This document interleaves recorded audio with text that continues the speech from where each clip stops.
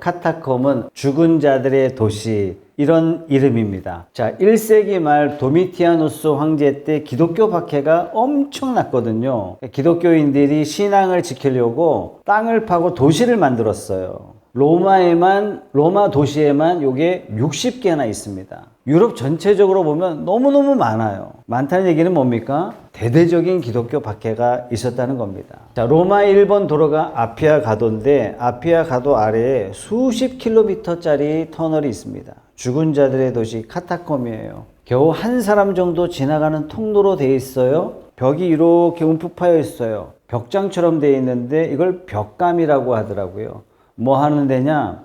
시체를 누이는 곳이에요. 어떤 곳은 이걸 막아놓기도 했고 어떤 곳은 그냥 오픈되어 있습니다. 오픈되어 있는 것은 그냥 하얀 빛발에 그냥 뼈가 그대로 노출되어 있어요. 얼마나 오랫동안 이들이 이곳에 있었는지, 얼마나 박해가 처절했는지를 보여주는 산 증거라고 할 수 있는 거죠. 이곳은요, 천장이 낮아요. 허리를 굽혀야만 겨우 다닐 수 있습니다. 숨 쉬는 것 자체가 좀 답답합니다. 빛이 완전히 없어요. 그야말로 죽음의 장소예요. 제국이 잊어버린 자리, 산자가 올 수 없는 곳. 이 죽은 자들의 도시에 산자들이 모여들고 있어요. 낮은 천장 아래에 등을 구부리고 시신을 지나서 좁은 통로를 비집고 들어오는 사람이 있습니다. 그 중에는 노예도 있었고 이 중에는 주인도 있습니다. 손에 등잔을 든 여인이 들어옵니다. 가슴에 떡 한 몸큼을 가득 든 남자가 들어옵니다. 초대교회 모습이에요. 지상에서 이들은 사냥감입니다. 도미티아누스는 그리스도인들을 국가의 적으로 선포했어요. 콜로세움 바닥에서는 수많은 성도들이 사자에 찢기고 먹히고, 네로의 정원에서는 산채로 사람들이 막 불타는 이런 일들이 얼마 전에 있었던 것을 초대교회 성도들은 생생하게 기억합니다. 초대교회 성도들은 그야말로 세상이 버린 사람, 제국이 버린 자들, 도시가 버린 사람들이에요. 내일이면 자기 자신이 저 벽감 안에 누워있을지 아무도 모를 일입니다. 성도들 사람이 일어납니다. 떡을 듭니다. 떨리는 손으로 옆 사람에게 건네줘요. 또 한 사람이 잔을 듭니다. 또 잔을 건네줍니다. 잔을 다 받게 되자 진행자가 선포합니다. 이것은 너희를 위하여 주는 내 몸이다. 이때 누군가가 조용히 입을 열어요. 들릴까봐 두려워서 속삭이는 말로 이야기합니다. 그래서 도대체 무슨 말인지 모르겠어요. 그런데 그 말을 옆 사람이 똑같이 속삭입니다. 그 옆 사람이 또 똑같이 속삭여요. 마침내 죽은 자들의 뼈가 가득 쌓여있는 그 차가운 지하 어둠 한복판에 가장 불가능해 보이는 선포가 터져나와요. 그리스도가 부활하셨습니다. 그리스도가 부활하셨습니다. 이들은 시신 옆에서 부활을 선포하고 있는 거예요. 뼈들이 가득한 그 지하 동굴에서 생명을 선포하는 겁니다. 내일이면 죽을지 모르는 이 사람들이 죽음은 더 이상 우리에게 끝이 아니라고, 하나님은 우리를 버리지 않으셨다고 온 힘을 다해서 지금 고백하고 있는 거예요. 왜 그럴까요? 왜 이들은 죽은 자의 도시 한복판에서 생명을 선포할 수 있는 겁니까? 바울이 로마에 있는 성도들을 위해서 로마서를 기록합니다. 로마서를 받은 이 성도들이 이 로마서의 말씀을 가슴에 새겨 입으로 시인하고 마음으로 믿어서 부활을 고백하고 있는 거예요. 바울이 묻습니다. 1절 말씀에 보면 하나님께서 자기 백성을 버리신 것은 아닙니까? 그럴 수 없습니다. 지난 성경에는요, 결코 그럴 수 없습니다. 왜 결코라는 단어를 썼느냐? 원어적으로 본다면 지금 바울이 사용할 수 있는 부정적인 단어 중에 가장 강력한 부정적인 단어예요. 절대 이런 일은 일어날 수 없다는 얘기예요. 카타콤의 성도들은 바로 이 선언 위에 서 있는 겁니다. 제국이 버렸어요. 이웃이 버렸어요. 그러나 하나님은 버리지 않으셨습니다. 바울은 이 선언을 15절에서 이렇게 부활의 언어로 바꿔 표현하죠. 15절 보세요. 그들을 받아들이심은 죽은 사람들 가운데서 살아나는 삶을 주심이 아니고 무엇이겠습니까? 죽은 자 가운데서 솟아나는 생명. 이게 부활이죠. 이 부활이 나만의 사건이 아니라는 것을 16절에는 이렇게 선포하고 있습니다. 16절 다 같이 읽어보겠습니다. 시작. 만물로 바치는 빵 반죽 덩이가 거룩하면 남은 온 덩이도 그러하고 뿌리가 거룩하면 가지도 그러합니다. 만물이 뭐예요? 만물. 첫 열매죠. 그죠? 첫 열매. 첫 열매가 거룩하면, 아니 사과나무에 사과 하나가 달면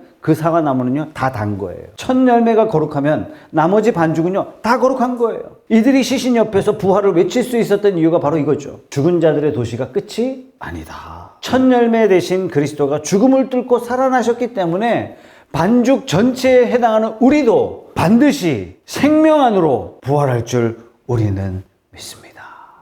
이 부활의 아침에 이 본문이 우리에게 세 가지를 선포하고 있습니다. 첫 번째가 뭐냐면요. 하나님은 은혜로 우리를 소환하셨다. 버림받은 것 같은 자리에서 우리를 은혜의 자리로 하나님께서 우리를 불러주시는 거예요. 로마서 1장부터 8장까지 쭉 읽다가 12장으로 건너뛰셔도 돼요. 그럼 9장부터 11장까지가 뭐냐? 마치 중간에 끼워놓은 것 같아요. 9장부터 11장까지는 특별히 유대인에 대해서 포커스를 맞추어 바울이 선포합니다. 왜요? 유대인들은 복음을 받지 않았어요. 그래서 바울이 애타는 심정으로 유대인들에게 복음을 전합니다. 근데 유대인들이 복음을 받지 않아요. 그러면 유대인들은 버림받은 겁니까? 이 질문에 답하는 것이 9장, 10장, 11장이에요. 아마도 이 질문이 그 당시에는 굉장히 지배적이었던 것 같아요. 버림받은 것이 아니라 하나님께서 시기나게 하시려고 유대인들이 복음을 받지 않자 많은 이방인들이 복음을 받을 수 있도록 하셨다. 왜? 시기나게 하셔서 결국 유대인들이 하나님 앞에 돌아오게 하시려고. 그래서 바울이 1절에 자기 자신도 유대인입니다. 이렇게 말하고 있죠. 나도 이스라엘 사람이요 아브라함의 후손이요 베냐민 지파에 속한 사람입니다. 바울이 어떤 사람이었어요? 그리스도를 핍박하던 사람이에요. 그죠? 바울이 어떤 사람이에요? 교회를 짓밟던 사람이에요. 다메섹 도상에 막 갑니다. 왜 가요? 기독교인들 체포하러 가는데 그 길에서 예수님을 만납니다. 예수님을 만나자 어떤 일이 벌어집니까? 놀라운 역사가 일어납니다. 여러분, 바울이 교회를 핍박할 때, 그리스도를 대적할 때 하나님이 그를 버리셨습니까? 아니에요. 오히려 이런 바울을 하나님께서 소환하셨어요. 빛으로 때려 눕히시고 사명자로 세워주신 거예요. 이런 하나님이 저와 여러분의 하나님인 줄 믿으시기 바랍니다. 바울이 2절에 엘리야 이야기를 특별히 하고 있거든요. 엘리야는 이세벨이라는 이스라엘에 아주 지독한 여자가 있었어요. 여왕인데 하여튼 하나님이 구름으로 여러 가지 기적으로 불로 엄청난 기적을 보여주셨는데도 불구하고 그쯤 되면 하나님 앞에 무릎을 꿇을 줄 알았는데 아니요, 도끼가 그냥 살벌하게 올라와가지고 그 기적을 행하는 엘리야를 죽여버리겠다고 엘리야를 추적하는 거예요. 엘리야가 도망갑니다. 하루는 노뎀 나무 아래에 누워가지고 하나님 그만합시다. 나만 남았어요. 이제 나 혼자예요. 한번 보세요. 아무리 기적을 행하시고 하나님이 일하신다 그래도 이것들이 믿지를 않습니다. 하나님 이제 끝입니다. 저 이제 죽여주세요. 하나님이 이때 이렇게 응답하세요. 4절 말씀 다 같이 읽어봅시다. 시작. 그런데 하나님께서는 그에게 어떻게 대답하셨습니까? 내가 바알에게 무릎을 꿇지 않는 사람 7,000명을 내 앞에 남겨두었다 하셨습니다. 엘리야는 나만 남았습니다. 이렇게 했는데 하나님은 어떻게 하셨다고요? 7,000명을 남겨두셨어요. 여러분 생각해보세요. 7,000명이 살아남았습니까? 아닙니다, 여러분. 7,000명이 스스로 버텼습니까? 아닙니다, 여러분. 남겨주신 겁니다. 누가? 하나님이. 그래서 바울이 이렇게 목 받듯이 이렇게 선포하는 거예요. 지금 바울이 진짜 말하고 싶은 내용이 5절, 6절이에요. 다 같이 읽어봅시다. 시작.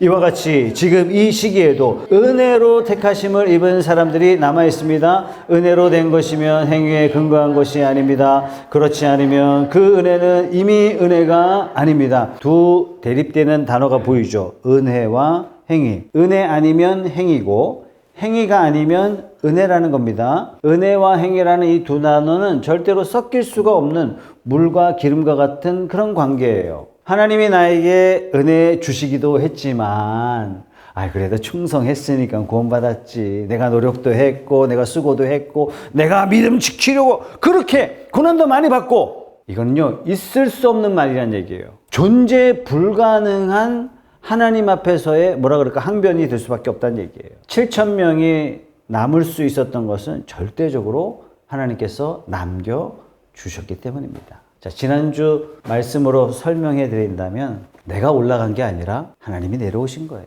내가 붙잡은 게 아니라 하나님이 나를 붙잡아 주신 거예요. 내가 살아남은 게 아니라 주님이 살려두신 거예요. 이 엄청난 은혜가 저와 여러분에게 지금 함께하는 줄 믿으시기 바랍니다.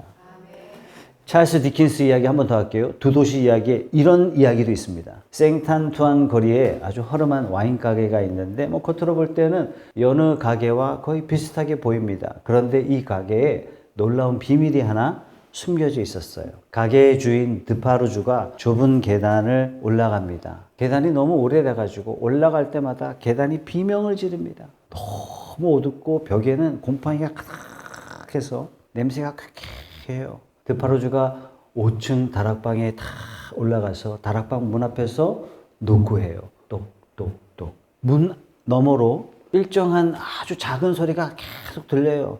탁탁탁탁탁탁탁탁탁. 쉬지 않는 소리예요.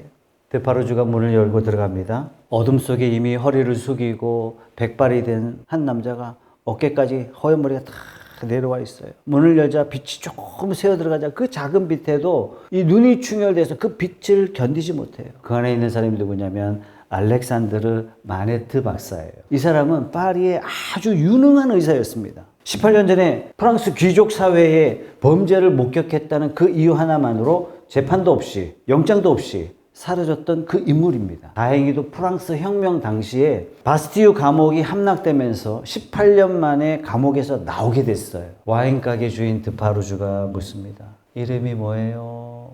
105번 북쪽탑. 이름이 뭐예요? 105번 북쪽탑. 사람이 번호가 됐습니다. 의사가 죄수가 됐어요. 자기 아버지가 망각 속에서 사라지고 말았습니다. 드파루주가 완전히 무너진 이 한 남자 앞에 무릎을 꿇습니다. 그리고 말을 겁니다. 대답이 없어요. 또 말을 걸어요.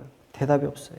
이때 마네트가 흐린 눈으로 드파루주의 머리카락을 다 유심히 살펴보더니 떨리는 손을 들어서 머리카락을 만집니다. 그러더니 자기 품속에 있는 다 헤어진 그 더러운 헝겊 조각을 하나 다 꺼내는데 헝겊을 펼치고 펼치더니 헝겊 속에 머리카락이 두 가닥이 있었던 거예요. 이 머리카락을 한번 보고 드파루주의 머리카락을 한번 보고 이 머리카락을 한번 보고 드파루주의 머리카락을 딱 보는 그 순간 같은 빛깔이에요.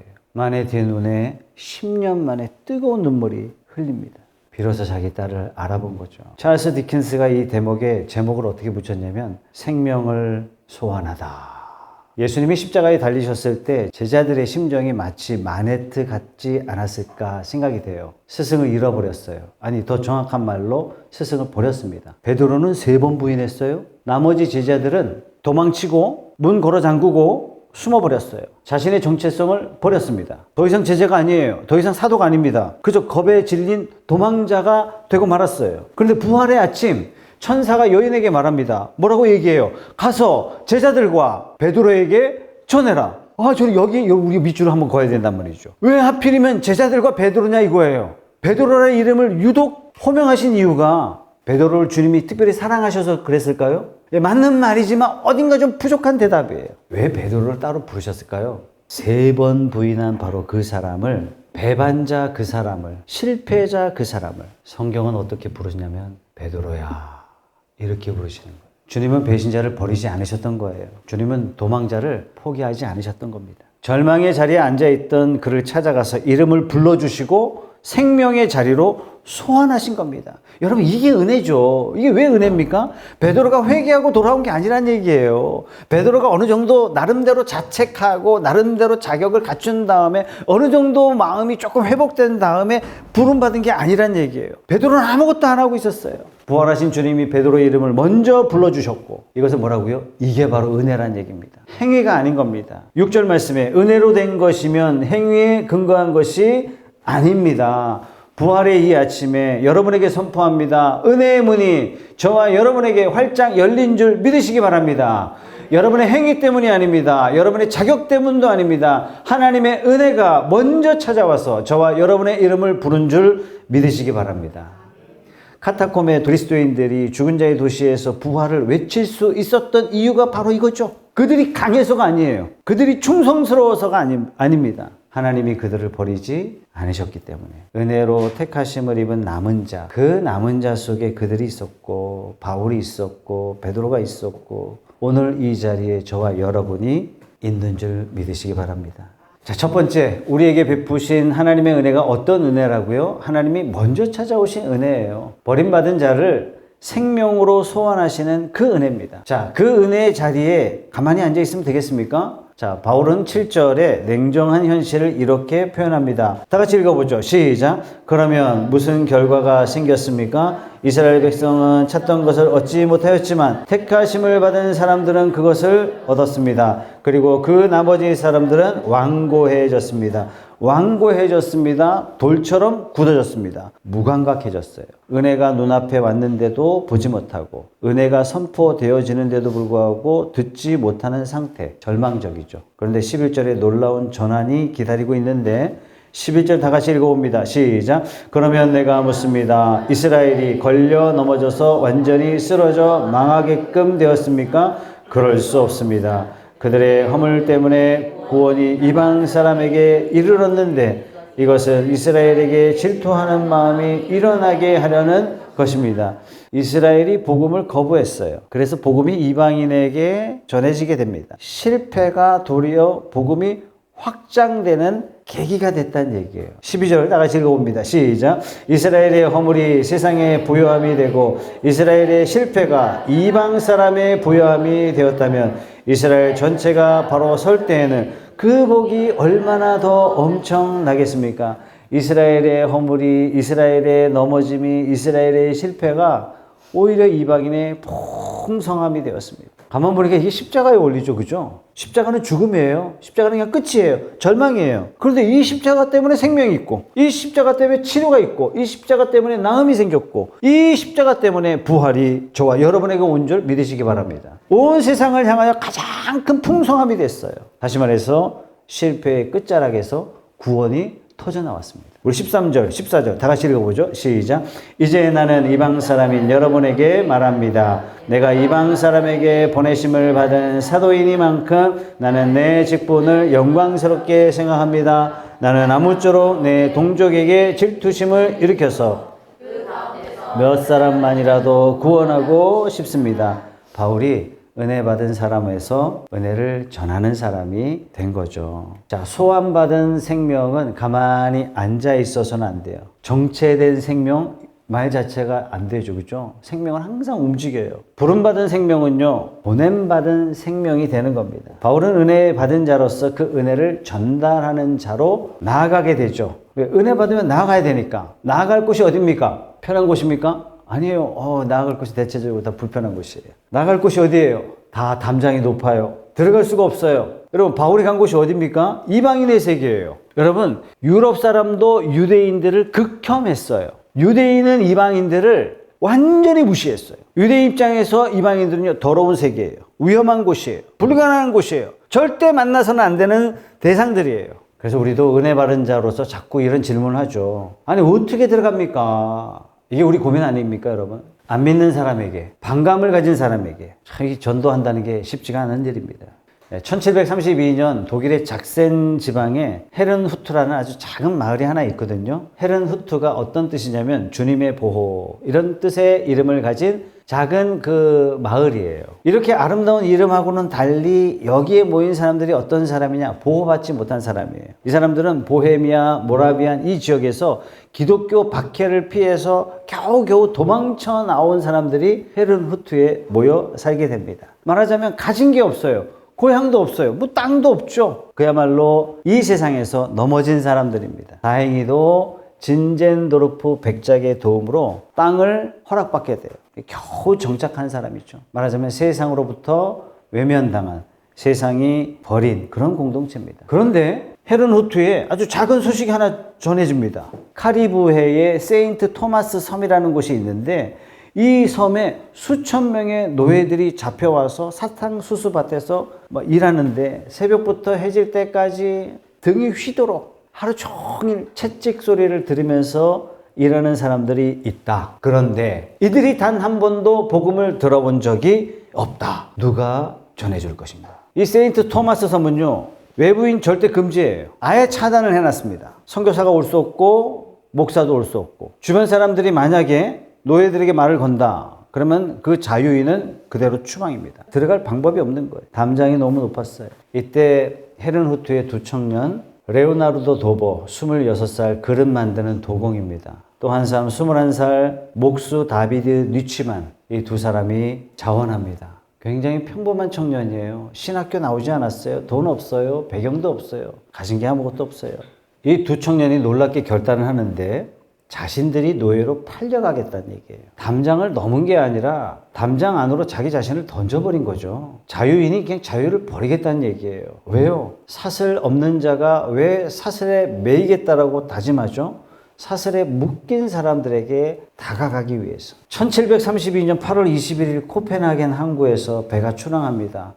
도보와 니치만이 갑판 위에 서 있어요. 바람이 거셉니다. 부둣가 주변에 헤른후트의 마을 공동체 사람들이 다 나왔어요. 눈물을 계속 훔칩니다. 왜요? 어쩌면 이 모습이 이 두 형제를 보는 마지막일 수도 있기 때문에. 노예로 팔려나간 사람 중에 다시 돌아온 사람이 지금까지 아무도 없었기 때문에. 이때 도보가 배가 출항하자 갑판 위에서 큰 소리로 외칩니다. 도살당하신 어린 양이 그 고난의 상급을 받으시기를.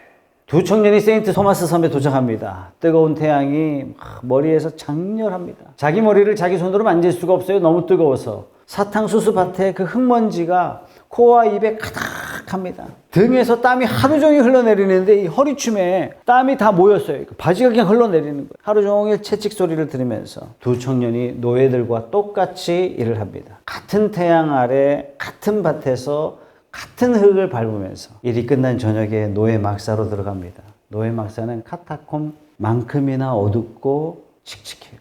막사에 하루에 여러 개씩 시체가 매일매일 나옵니다. 도보가 입을 열어요. 서투른 외국어를 더듬더듬거리면서 그리스도가 당신을 위해서 죽으셨습니다. 그리고 부활하셨습니다. 노예들의 눈이 커졌어요. 왜요? 누군가가 자기를 위해서 죽었다는 말을 난생 처음 들어보는 거예요. 이 어리숙한 복음 전함을 통해서 이 섬에 있는 대부분의 노예들이 복음을 영접합니다. 두 형제의 넘어짐이 풍성함이 되었어요. 이 사건을 계기로 20년 동안 헤른후트의 이 작은 마을에서 전 세계 어떤 단체보다도 가장 많은 선교사를 파송합니다. 수백 명이 아프리카로 가요. 수십 명이 그린란드로 가고 수백 명이 남아메리카로 가서 복음을 전합니다. 이 작은 마을 헤른후트 때문에 전 세계가 부유함을 누리게 되는 거예요. 여러분, 십자가는 하나님의 아들의 넘어짐이에요.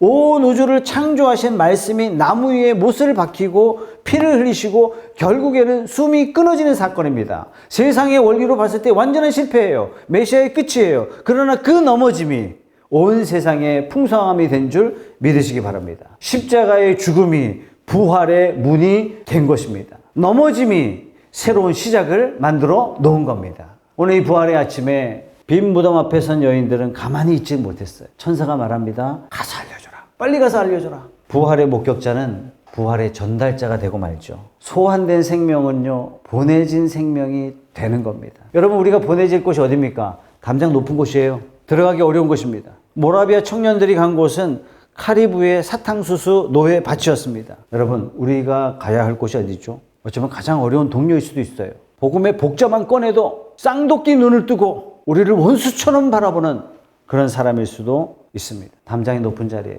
도보와 니치만은 담장을 넘지 않았습니다. 그 담장 안으로 자기 자신을 던져버렸어요. 자유를 포기했어요. 체면을 포기했어요. 안전을 버렸어요. 왜요? 사슬에 묶인 자들을 곁에 서기 위해서 내가 내려간 겁니다. 예수님이 그러셨죠. 온 우주의 주인 되신 분이 왕자에서 내려오셨어요. 인간의 피부를 입으셨어요. 종의 형체를 취하셨어요. 스스로 담장 안으로 하나님이신 예수님이 자기 자신을 그냥 던져버리셨어요. 왜요?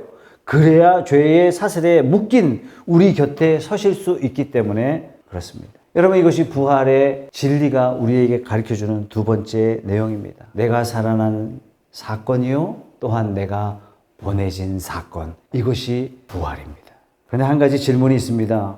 이 은혜는 어디서 오는 겁니까? 이런 사명을 감당할 수 있는 힘은 도대체 어디서 나오는 걸까요? 도대체 무엇이 마네트를 다락방에서 꺼내고 도대체 무엇이 모라비안 청년들을 노예 사슬의 절망 속으로 자기 자신을 던져 넣을 수 있었습니까? 15절에 바울이 정점을 찍는 선포를 합니다. 다 같이 읽어봅니다. 시작. 하나님께서 그들을 버리심이 세상과 화해를 이루는 것이라면 그들을 받아들이심은 죽은 사람들 가운데서 살아나는 삶을 주님이 아니고 무엇이겠습니까? 버림받은 것처럼 보이는 사건이 뭐가 됐다고요? 세상의 화목이 되었어요. 십자가 때문에 하나님과 죄인이 화목하게 되는 것, 십자가 때문에 내 죽음이 다시 살아나는 생명으로 바뀌는 것, 이 생명이 나 혼자만의 사건이 아니라 뭐라고요? 16절에 다 같이 시작. 만물로 바치는 빵 반죽 덩이가 거룩하면 남은 온 덩이도 거룩하고 뿌리가 거룩하면 가지도 그러합니다. 고대 이집트에서 이스라엘에서 첫 열매는 수확 전체의 대표이자 보증이었습니다. 그래서 첫 이삭을 하나님께 바치죠. 그러면서 이 밭 전체가 하나님 것입니다. 이런 고백을 했던 거예요. 바울이 이 농경 이미지를 부활에 적용해서 말하고 있는 겁니다. 그리스도가 첫 열매시라면 반죽 전체에 해당하는 믿음의 공동체 모두는 마땅히 당연히 부활 안으로 들어갑니다. 15절에 그들이 버리심이 세상과 화해를 이루는 것이다 이렇게 표현하고 있는데요. 버림받은 것처럼 보이는 바로 그 사건, 십자가 위에서 아들이 버림받으신 바로 그 사건이 화목의 통로였다. 다시 말해서 가장 큰 버림이 뭐라고요? 가장 큰 사랑이라고요. 가장 큰 사랑. 이 하나님의 사랑은 죽음을 회피하지 않습니다. 이 하나님의 사랑은 죽음을 우회하지도 않으셨어요. 이 하나님의 사랑은 죽음을 관통하셨습니다. 성도 여러분, 부활의 원천은 바로 하나님의 사랑입니다. 죽음을 관통하시면서까지 생명을 일으키신 그 사랑. 부활절이 우리에게 뭘 가르쳐 주냐면 여러분들은 말로 다 할 수 없는 사랑을 받았습니다. 이게 부활절이에요. 왜 기독교인들은 주일마다 예배드립니까? 그 부활을 매주 기념하는 거예요. 카타콤의 성도들은 이 모든 것의 원천, 죽음조차 관통하시는 하나님의 사랑이라는 것을 그 차디찬 지하 감옥에서 알았습니다. 십자가로 관통하신 하나님의 사랑이 부활의 아침을 맞이하게 한 것처럼, 그래서 성도는 시신 옆에서 너무나 당당하게, 어쩌면 내일이면 자기도 시신이 될 수 있을지 모르는 그 위험한 상황 속에서도 카타콤의 성도들은 왜 선포합니다? 그리스도는 부활하셨습니다. 이 부활절 아침에 여러분들에게 세 가지 당부를 드립니다. 첫째, 은혜의 고백을 회복하십시오. 6절 말씀 다 같이 소리내서 선포하겠습니다. 시작. 은혜로 된 것이면 행위에 근거한 것이 아닙니다. 그렇지 않으면 그 은혜는 이미 은혜가 아닙니다. 모든 것이 은혜입니다. 나의 나 된 것은 다 하나님의 은혜입니다. 그렇다면 앞으로의 삶도 하나님이 은혜로 나를 지켜주실 줄 믿습니다.